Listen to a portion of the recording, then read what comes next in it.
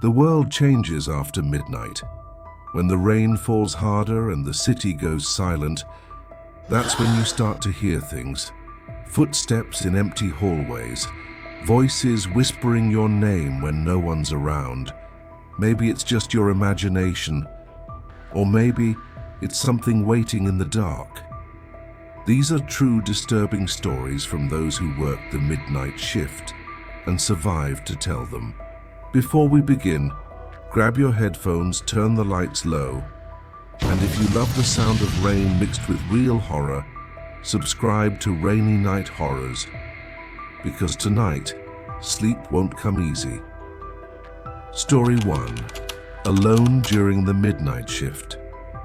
The sound of rain against the glass always made me feel safe. It was rhythmic, predictable, something constant in the middle of the night. But that night, the rain wasn't the only thing tapping at the window. My name's Ethan, and this story took place 5 years ago during one of the strangest and most terrifying nights of my life. I was working the graveyard shift at a small gas station just outside a forgotten town in northern Pennsylvania. It was the kind of place where the fog never seemed to lift, and strangers always looked like they were passing through something they shouldn't. That night, the rain started early. By 11 p.m., the road outside was completely empty, just sheets of water illuminated by the yellow glow of the station's flickering lights. Inside, the smell of burnt coffee and damp rubber filled the air. It was my 4th night in a row alone, and I'd gotten used to the silence, the hum of the refrigerators, the occasional creak from the backroom door, and the way thunder rolled through the hills like distant growls. But something felt different that night. You know that feeling when the air feels heavy like it's holding its breath? That's how it was. I tried brushing it off, thinking it was just the storm messing with me. At 12:17 a.m., I heard it. The first knock. Not from the door, from the window beside the coffee machine. 3 soft taps. Slow. Measured. Like someone trying not to be noticed. When I looked up, there was nothing there. Just the rain streaking down the glass and the blurry outline of the gas pumps outside. At 12:40 a.m., a car finally pulled in. A black sedan, headlights dimmed. I felt relieved at first. A customer meant distraction. The driver didn't get out right away. He just sat there, engine running, windshield wipers squeaking across the glass. Then, after almost a full minute, the door opened. He stepped out wearing a soaked trench coat and a wide-brimmed hat. His face was shadowed, but I could tell he was tall, over 6 feet easily, and the way he moved was wrong, too slow, too deliberate. He came inside without a word. The bell above the door chimed, and the smell of wet earth filled the air. I forced a smile. "Hey there, rough weather, huh?" He didn't answer. He just stood near the entrance, water dripping from his coat, staring at the rows of snacks like he didn't recognize what they were. Then, without looking at me, he said quietly, "Do you have any night oil?" I blinked. "Night oil?" He nodded slowly, his head twitching slightly as he spoke. "I need it before it comes back." My skin prickled. I told him I didn't know what he meant, but he just turned, walked to the door, and left, without buying anything. The sedan's headlights flickered once, then went completely dark, but the car was still there. By 1:15 a.m., I'd convinced myself it was nothing, just some eccentric traveler. But then the tapping came again, this time from the back window near the storage room. 3 taps, a pause, then 2 faster ones, like a pattern. I grabbed the flashlight from behind the counter and walked toward the back. My heart was beating so hard, I could hear it in my ears. The rain outside was louder now, thunder shaking the shelves. When I reached the back door, I saw something through the glass, a handprint, smudged, wet, pressed against the inside. The inside. I froze. Someone had been inside the storage room. The gas station had an old security system, black and white cameras that flickered like a bad VHS tape. I rushed to the monitor and started rewinding the feed from 10 minutes earlier.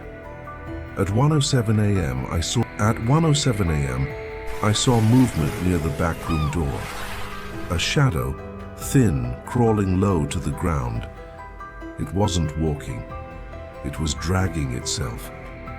At first, I thought it might be an animal, but then it lifted its head. Human, pale skin, hair hanging down over its face. I slammed the monitor off and backed away, whispering to myself that it had to be a glitch. The feed glitched all the time. It had to be. Then came the knock again, but this time it was from the ceiling. I looked up. The tiles above the counter were shifting, tiny droplets of rainwater leaking through one after another. But we didn't have an attic, just a crawl space for electrical wires. I grabbed the broom and pushed at the tile. It lifted slightly, then fell back down with a dull thud. Then, a hand shot through the gap, grey, thin, with long, cracked nails. I screamed and stumbled backward, knocking over a rack of chips. The hand withdrew immediately, and a trail of dirty water splattered across the floor. The sound that followed wasn't human, a wet, choking hiss like something trying to speak underwater. And then, silence. The rain outside stopped. All at once. No thunder, no dripping, just dead quiet. I don't remember running to the door, but I must have, because the next thing I knew I was outside in the dark, gasping for air. The road was empty. The sedan was gone. But the lights inside the gas station were flickering. And through the front glass, I could see movement. The figure in the trench coat was standing behind the counter, facing the cameras, smiling. The police came an hour later. They searched everything. Inside, outside, even the crawl space above the ceiling. They found nothing, no footprints, no fingerprints, no car tracks. They said it must have been a prank, maybe someone messing with the power grid. But they didn't see what I saw. They didn't hear the whisper in the static when I turned the cameras back on the next morning. The faint voice that said, "It waits in the rain." I quit the job the next day, moved 3 towns over. But every time it storms, I still hear it. 3 soft taps at the window. And every time, I'm too afraid to look. If you ever find yourself working the midnight shift during a thunderstorm, and the rain suddenly stops, don't move, don't breathe, and whatever you do, don't answer the tapping.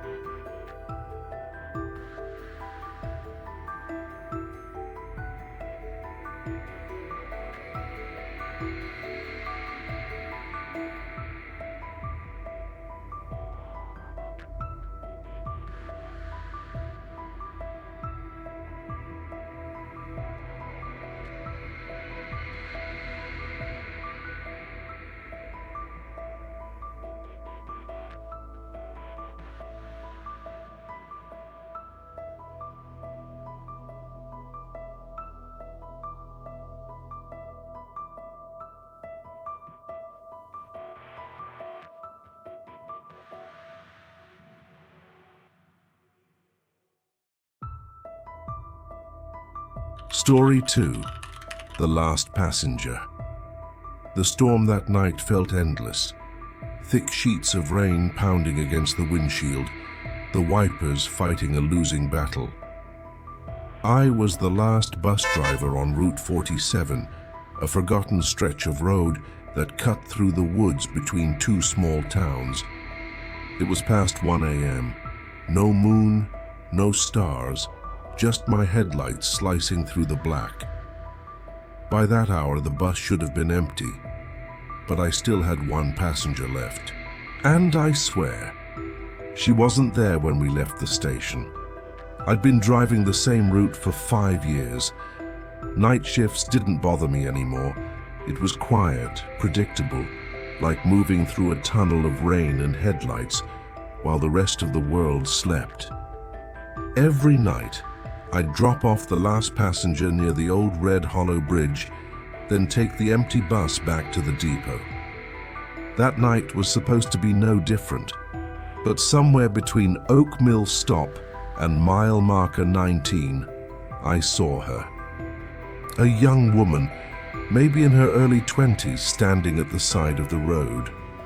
Her clothes were soaked, her hair plastered to her face, one arm raised weakly in the rain.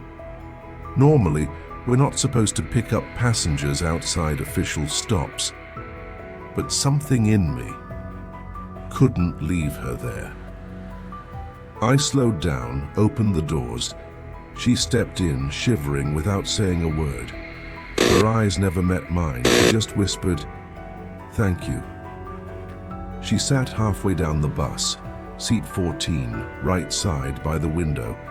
I offered her a towel from the glove compartment, but she didn't take it. She just stared outside, eyes following the rain as it slid across the glass. Her clothes were old-fashioned, a cream-colored dress with lace sleeves now torn and stained with mud. It looked more like something from the 1950s than anything modern. I tried to start a conversation. Rough night to be out walking. She didn't answer. Didn't even blink, just quietly said, "Do you know where this road goes?"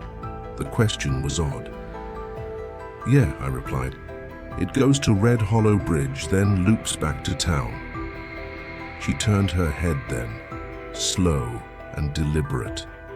Her eyes were wide, too wide, and her voice barely carried over the hum of the engine. "I used to live there." As the minutes passed, I realized something was wrong. The mileage counter wasn't moving. It had been stuck on mile 19 for nearly 10 minutes.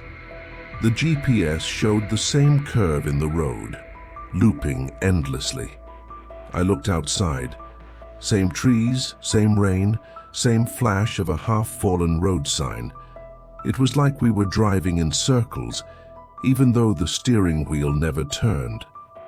I slowed the bus to a crawl, checking the road for landmarks. That's when I saw it, a small white cross by the roadside, half buried in the mud. It looked fresh, and the name carved on it made my chest go cold. Lydia M. The rest was washed away by rain. When I looked back at the rear-view mirror, seat 14 was empty. The bus shuddered. The lights flickered once, twice. Then everything went black. For a moment, the only sound was the rain hammering the roof and my own breath. I reached for my flashlight, my fingers trembling. The beam of light swept across the rows of seats, empty, glistening with moisture. Then, in the far back corner, a faint whisper. "You said you'd take me home." The light flickered, and she was sitting there again, hair dripping, hands folded neatly on her lap, eyes staring through me. Her lips parted slightly.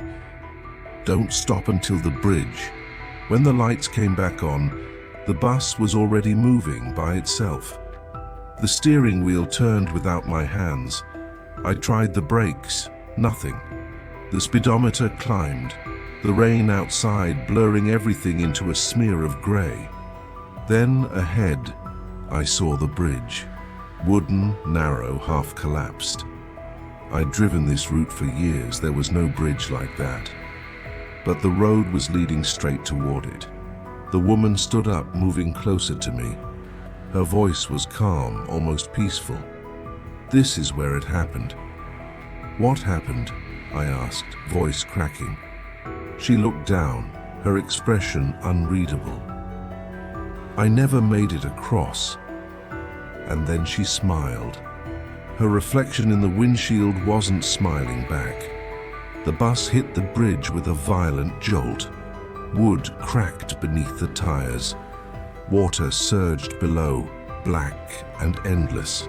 I tried to pull the emergency brake, but it only hissed uselessly. She was gone again, vanished.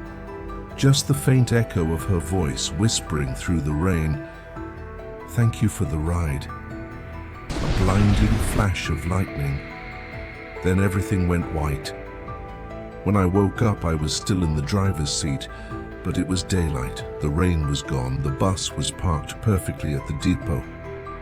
My supervisor said they found me slumped over the wheel during the morning check.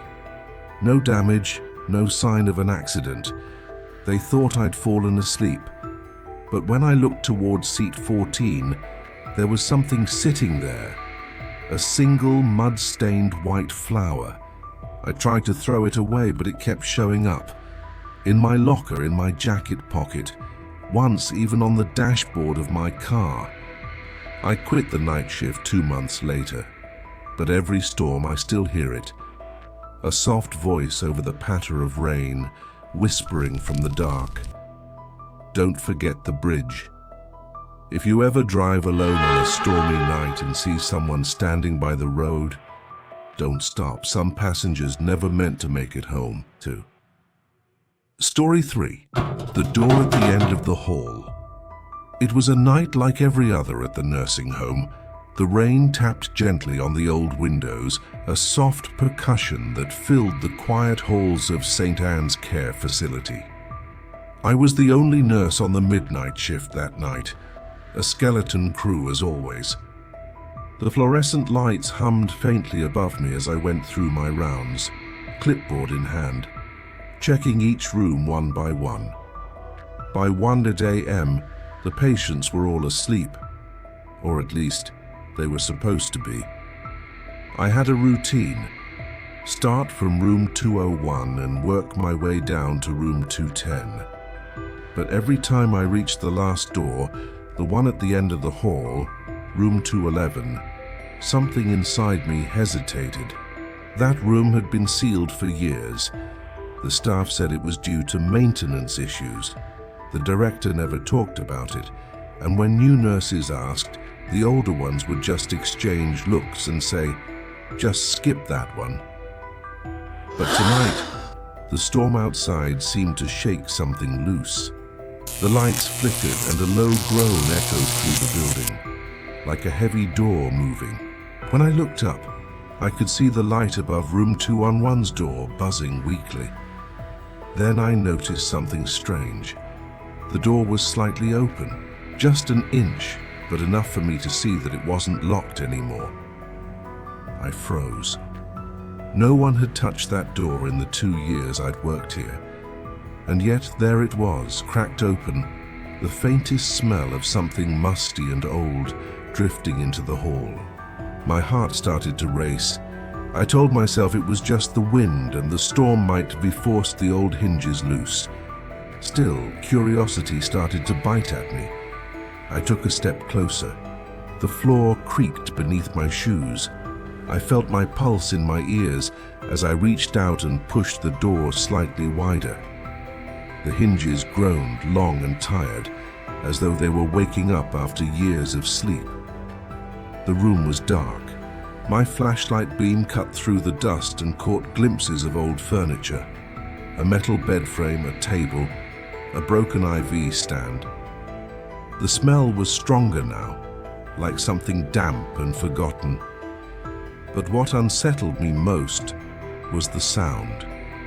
A faint, rhythmic tapping coming from somewhere inside. Tap, tap, tap. It wasn't rain. It was too slow.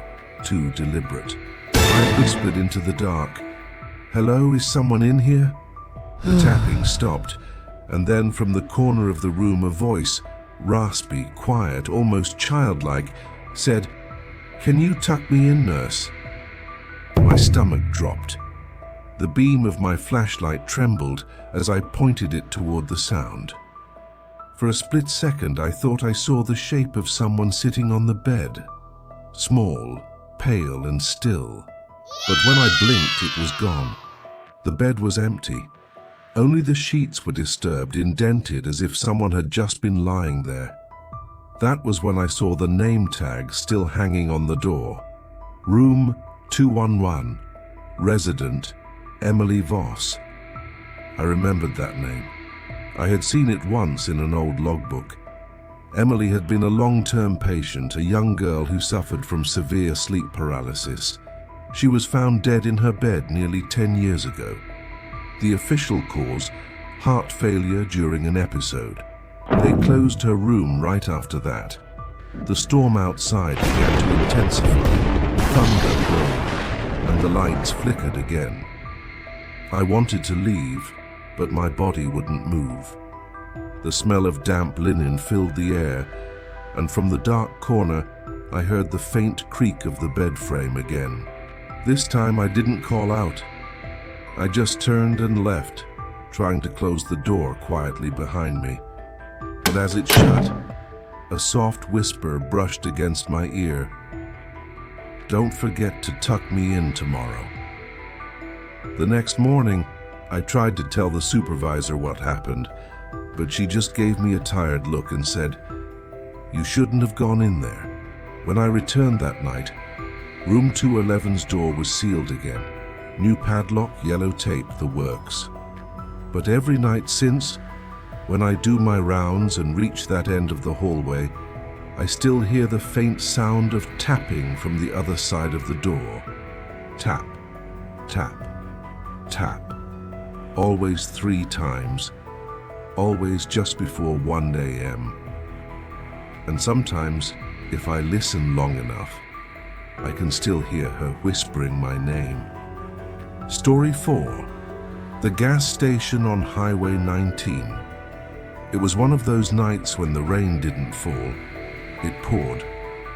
Thick sheets of water blurred the world into streaks of grey as I pulled into the gas station on Highway 19. The old sign above the pumps flickered faintly, half the letters dead so that it just read, GAS Tion. I worked the graveyard shift there, 11 p.m. to 7 a.m., for extra pay. It was lonely, but easy money.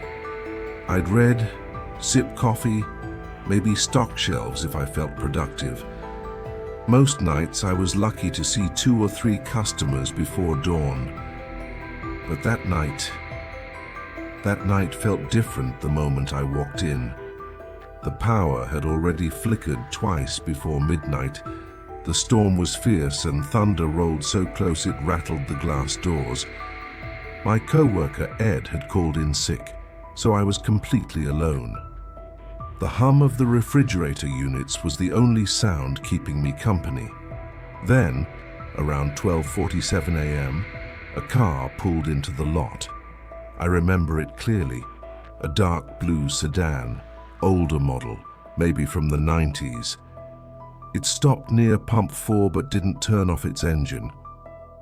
I waited a minute for the driver to come in. Nobody did. The headlights stayed on, blinding through the rain. Finally, I decided to step out and check. The bell above the door jingled weakly as I pushed it open, and the freezing rain instantly drenched my hair. I walked up to the driver's window, knocked once, and tried to peer inside. But the car was empty. The engine was running, the driver's door was locked, and there were no footprints leading away in the puddles. I took a cautious step back, my heart starting to pick up speed. Maybe someone had run inside already and I didn't notice. But when I turned, the store was empty. Every aisle still, every shelf untouched. That was when I heard it. A faint, dragging sound. It came from behind the building, just beyond the dumpsters. Something or someone was moving slowly through the gravel and water, dragging what sounded like heavy chains. I froze. "Ed?" I called out. My voice cracked a little. "That you messing with me?" No answer. Only the wind and the steady hiss of the rain. I should have gone back inside right then, locked the doors, called it a night. But something, that stubborn curiosity again, pushed me to take a look. I grabbed my flashlight and walked toward the noise. The beam cut through the rain and hit the old metal dumpster. It was rocking slightly, as if something had brushed against it. I crouched, trying to listen. Then I saw it. A hand, pale, thin, reaching out from the shadows beneath the dumpster. I stumbled backward, my breath catching in my throat. The hand was moving, clawing weakly at the ground, leaving streaks of mud. I wanted to run, but my legs felt like stone. Then the hand froze, and slowly the rest of her followed. A woman crawled out from beneath the dumpster, soaked head to toe, her hair plastered across her face. Her clothes were torn, and around her wrists I could see the faint outline of what looked like bruises shaped like cuffs. Her voice was a whisper, but I heard it clearly over the rain. "He's coming. Please, don't let him find me." Before I could speak, headlights swept across us. Another car pulling into the lot, fast. The woman gasped and crawled behind me, trembling. It was a black pickup truck. The engine idled for a few seconds, then shut off. The driver's door opened, and a man stepped out wearing a sheriff's jacket. His face was hidden under the brim of his hat, and his flashlight beam was sharp and steady. He walked toward us, calm and unhurried, his boots splashing through the puddles. "Evening," he said. "You see a woman around here? Escaped from county lockup a few hours ago, dangerous type." I looked behind me. The woman was gone. Only muddy footprints remained, leading toward the forest behind the station. The sheriff followed my gaze and sighed. "Looks like she passed through. You'd best lock up for the night." He turned, walked back to his truck, and drove off into the storm. I stood there, heart pounding, trying to make sense of it. When I finally went back inside, I noticed something on the counter, a piece of wet paper folded in half. It wasn't there before. I unfolded it with shaking hands. There was one line written in smeared blue ink. "He's not a sheriff. Don't open for anyone after 1 a.m. I looked up at the clock. It was 12:59. And then, as if on cue, the bell above the door jingled softly. Someone was trying to come in. I glanced toward the glass doors, and there he was again. The same man, same jacket. But this time he wasn't smiling. He was grinning, wide, unnatural, and his eyes, they gleamed under the flickering light like a reflection of something not human at all. Story 5. Room 104. The Motel That Disappeared by Morning. It was supposed to be a simple drive home, 3 hours from my cousin S' wedding in the next state. But the storm had other plans. By midnight, the rain came down like curtains, thick enough to erase the road. My wipers fought uselessly as lightning flashed over the trees. Every sound, the engine, the thunder, the static hum of the radio, blurred into one long, unnerving drone. I was exhausted, so when I saw the glowing red vacancy sign through the storm, it felt like relief itself. Pine Hollow Motel. The place looked half abandoned, but the office light was still on. I pulled in, tires hissing against the flooded gravel, and jogged inside through the downpour. The man at the counter was old, maybe in his 70s, with skin that looked paper-thin and pale under the fluorescent light. He smiled too quickly when I entered. "Rough night to be out driving," he said, sliding a form across the desk. "Yeah," I muttered, signing my name. "Just need a bed till morning." He handed me a key attached to a wooden tag, room 104. The walk to my room was unsettling. All the other doors looked locked and dark, and I swear some of them had boards nailed across them from the outside. The air smelled like mildew and gasoline. When I got inside, the room looked frozen in time. Faded curtains, rotary phone, stained wallpaper. But it was dry and quiet, and that was all I wanted. I showered, changed, and lay down. The steady patter of rain on the window was hypnotic. My body relaxed. My mind started to drift. Then the phone rang, a sharp, old-fashioned ring that cut through the silence like a blade. I frowned and reached for the receiver. "Hello?" Static. Then a soft voice, trembling and whispery. "Don't stay in that room." I bolted upright. "Who is this?" The line went dead. I sat there listening to the rain, heartbeat thundering in my ears. Maybe it was a prank of the old man trying to scare me, but something about that voice, it didn't sound alive. It sounded wet, like someone speaking through water. I hung up and checked the lock. It clicked fine. Still, I couldn't shake the feeling I was being watched. When I peeked through the blinds, lightning flashed, and for half a second I saw someone standing in the parking lot, a figure facing my window. The flash passed, and they were gone. My stomach turned. I backed away from the window, grabbed my bag, and started packing. But before I could leave, I noticed something in the mirror. A shape, faint and grey, standing behind me. I spun around, nothing there. Then the phone rang again. This time I didn't answer.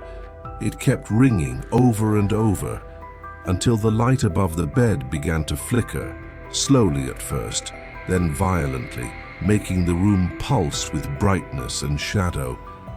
I finally picked up the phone, yelling, "What do you want?" A man's voice this time, calm, deep. "You're already checked out." The line snapped. The lights went out, and in that instant of darkness, something cold brushed against my shoulder. Not like air, like fingers. I didn't stop to think. I ran. Out the door, across the flooded lot, and into my car. The motel loomed in my headlights as I tore down the road, tires sliding on wet asphalt.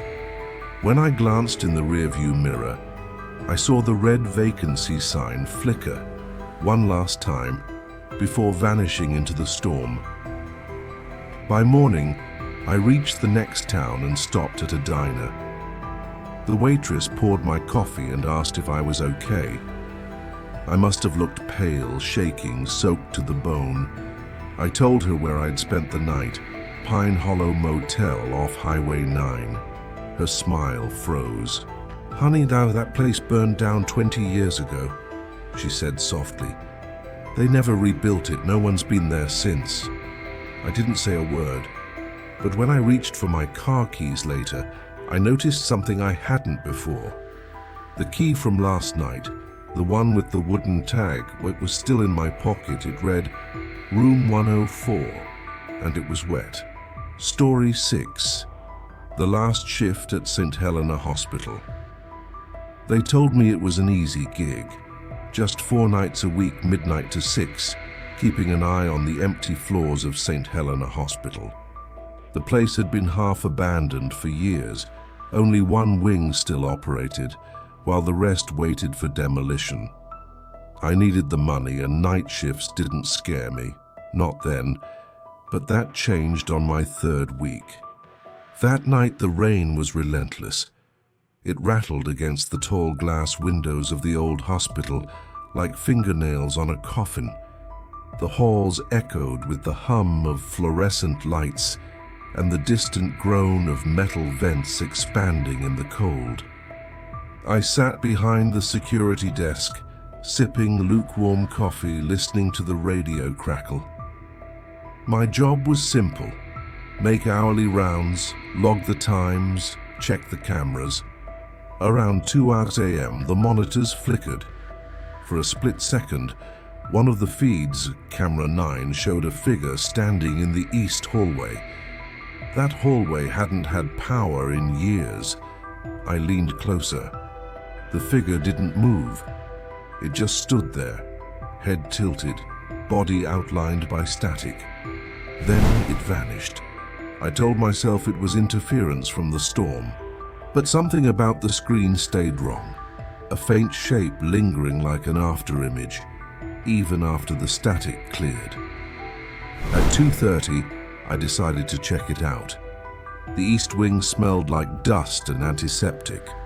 The walls were cracked, and every footstep echoed like it belonged to someone else. Rain dripped through a broken skylight and pooled on the tile floor. I passed old hospital rooms with peeling paint and silent yellowing equipment. The air was colder here. My flashlight beam trembled slightly, catching faded signs: radiology, intensive care. Then I saw something that made my stomach drop. Wet footprints, bare feet, leading down the hall. They weren't mine. I followed them slowly, against every instinct, until they stopped at room 3119. The door was slightly ajar, the brass number plate hanging by one screw. Inside, the room was empty except for an overturned wheelchair and a single bed frame. The sheets were gone, but the indent of a body still pressed faintly into the mattress. I froze when I heard it, a faint sound, breathing, coming from inside the wall. I stepped back, flashlight trembling. The sound was rhythmic, uneven. Inhale, exhale, gurgle, inhale. Then a voice whispered, muffled through the plaster, "You came back late tonight." I stumbled backward, slammed the door, and ran. By the time I reached the security desk, my chest was tight, my hands shaking. I turned all the cameras back on. For a moment, every screen showed static. Then they stabilized. And there I was, on every feed, standing still in different parts of the hospital. I looked around. The hallway behind me was empty, but the cameras showed me standing there, still as stone, head slowly turning toward the lens. I unplugged the system. The lights flickered once, twice, then everything went black. Only the red exit sign glowed faintly, and underneath it, movement. Someone was walking toward the desk. Not fast, just steady, shoes scraping wet tile. I hid behind the counter, holding my breath. The sound stopped inches away. I peeked up and saw nothing, just the reflection of my own face in the monitor glass. I exhaled in shaky relief until I noticed my reflection smiling. I wasn't.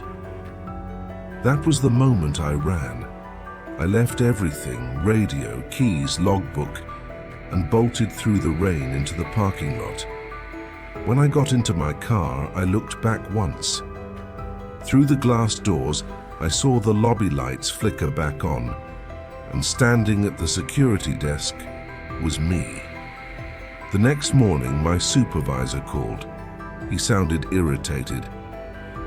"Why'd you leave early?" he asked. There was a power issue," I stammered. "The cameras," he cut me off. "What cameras? The whole East Wing's been disconnected since 2018. My blood ran cold. I never went back. But sometimes, when the rain is heavy and I drive past the old hospital, I swear I still see that red exit sign glowing through the broken windows. and just beneath it, a shadow that looks exactly like me. Story 7. The gas station on Route 41. There is something different about being alone at a gas station in the middle of nowhere, especially at 2 in the morning during a storm. The rain doesn't just fall, it surrounds you. It blurs the world until the edges of everything, the road, the trees, the sky, dissolve into a kind of grey nothing. That's where I was the night everything changed. The Route 41 station wasn't much.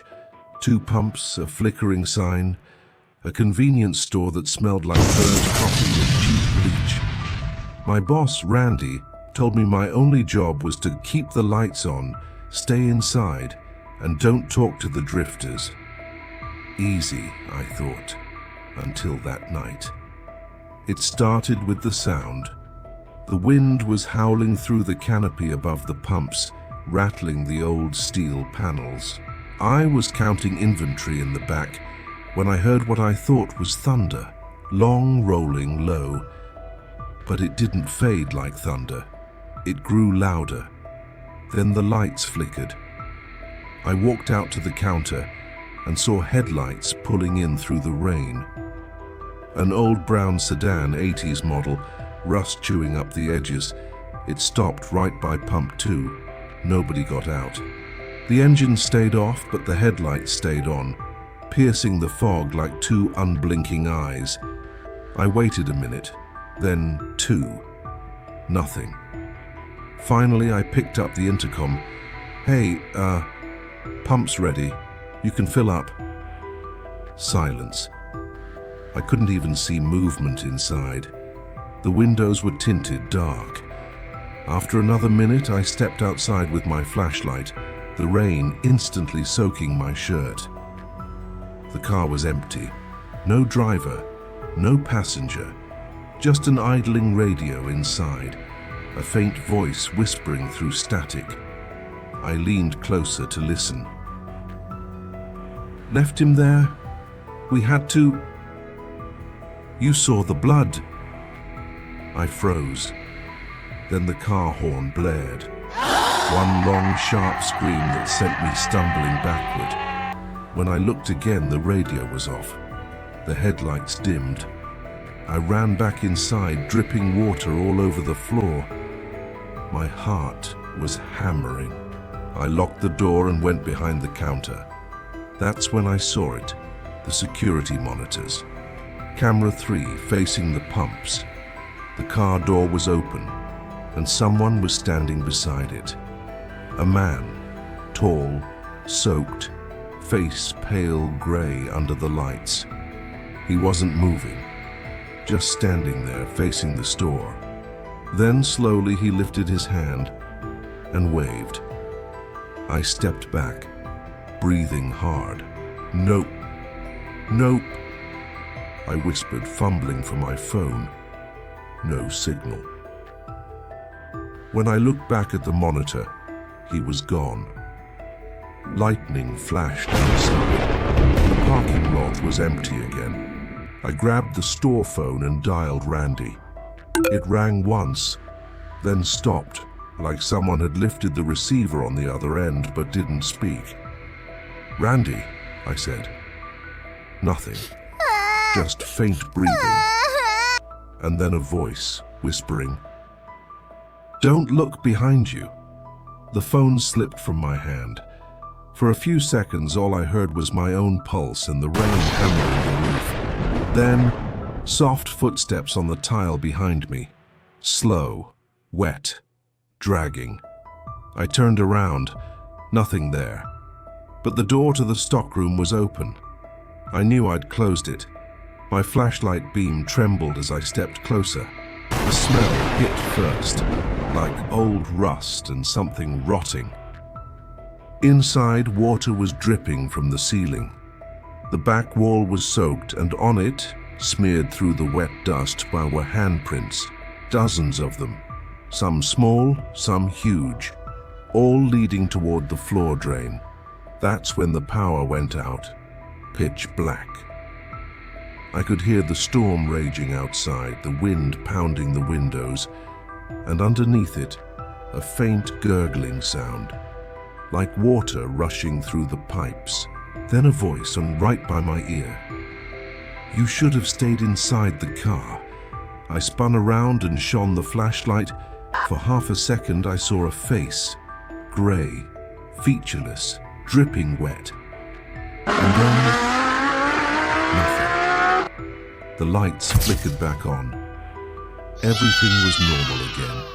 The back room was empty. The car outside was gone. I stood there for a long time, staring at the puddle by the door. The rain was slowing down now, but the reflection in that puddle wasn't mine. It was smiling. 2 weeks later, the police found a wrecked brown sedan off Route 41, upside down in a ravine, engine rusted solid. The plates matched one that had disappeared nearly 30 years ago. No bodies were ever found. But the strangest part, when they drained the car, they said there was no water inside. Just one thing lying on the back seat, a wet gas receipt with the date of that storm, and my name printed at the bottom. Another night, another story you'll wish you never heard. If you're still awake and you're one of us now, subscribe to Rainy Night Horrors, and I'll meet you again when the rain returns.